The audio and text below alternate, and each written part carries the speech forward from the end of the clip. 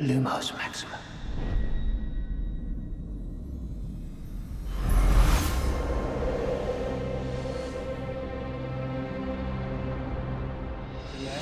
Yeah, that's perfect. There is great. So sing a bit of your ear, you sing a bit of your shoulder. So when you go back to Catherine like that, with Potter, I got asked to board this train that had already left the station. With Fantastic Beasts, I got to build the world from the ground up. I was thrilled David Yates wanted to do it. He understands the world and the materials so well. And David Heyman, you know, he was there right from the beginning. I couldn't really imagine doing it without him. I was really excited about going back into Joe's universe because it's such a great playpen. I got him. Come on! You're very privileged when you get a chance to work in this world.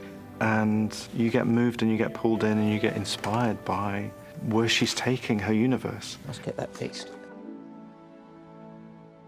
We learned on the Harry Potter films that the successful formula was, if at first the sets seemed totally believable, familiar, credible, and the magic grows out of that, then the magic is very effective. Stuart is all about grounding even the most magical of designs in an architectural reality. He's looking for truth and authenticity. It's not unhinged and let's just create anything. There's a real root and foundation on which to build. These are not small sets. Usually there's a mix of a couple of big sets and then lots of small ones. We seem to have big ones and only big ones. We're in Cardington in the biggest hangar, I think, on planet Earth. It's enormous, something like 3 times as big as the biggest sound stage anywhere. It's just awesome. When I started doing this film, I thought that it was going to be green screen. I thought it was going to be a world of green and blue curtains. And what Stuart's done is create the entire world. They've just created this visual universe that's so detailed. I mean, right now we're in the subway and it's so gritty and grimy. In the attic, for example, it was very easy to feel like a kid in a candy shop because it's stocked with actual stuff. So you're just in there and you want to rummage through things, and it just made us feel really excited and curious. It's just a really good time. Nice thing about the bank, it is a Muggle environment, so lots of beautiful light fittings, lots of dressing pieces and things like that to make it convincing. And then we also had the vault and a massive challenge of producing all the vaulted cabinets burst open. There's probably about 3,000 doors to put in there. Each panel was broken up and designed so that we're able to laser cut it all in aluminium and then gold lacquer it to give it the brass effect. The Senator for New York, Henry Shaw! With all the detail that's there, it makes it easier. I feel like giving a real speech. Because if it's just like green screen and then there's 5 guys in the front, like, yeah, we'll add them in later, then it's like, okay. It is true that my father owns the largest newspaper in this state. There's a 50-foot poster of my face. The first couple of days, I really just assumed they must have had some great printer or whatever. And then the second or third day, I looked at it and I was like, that's really incredible detail. So I went to David and I was like, did someone paint that? And he started laughing. He said, yeah, someone hand painted my face 50 feet.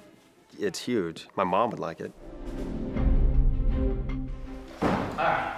This is Mary Lou Barebone from the NSPS, and she's got a big story for you. Oh, she has. Yeah. Just look at this. Every corner of every set, of every setup is just filled with detail. She doesn't want any money. Then either her story is worthless or she's lying about the cost. It just makes it so much easier to lose yourself immediately in the scene and just connect with the actor opposite you, you know? This is Father's office, not yours. And I'm sick of this. Every time I come in here, he's got something smart to say. I was on the set and I picked up an inkwell. And later on, I found my hands were marked because the inkwell was filled with ink. There's a lot of danger in going into that set. I was opening drawers in the newspaper office, and there were archives of a made-up newspaper with news articles all the way through that they'd actually written out. Like, this is the level of detail, something that the camera will absolutely never see. Inside a drawer. It was just created to just fully flesh out that part of the world. That's really admirable and really, really cool.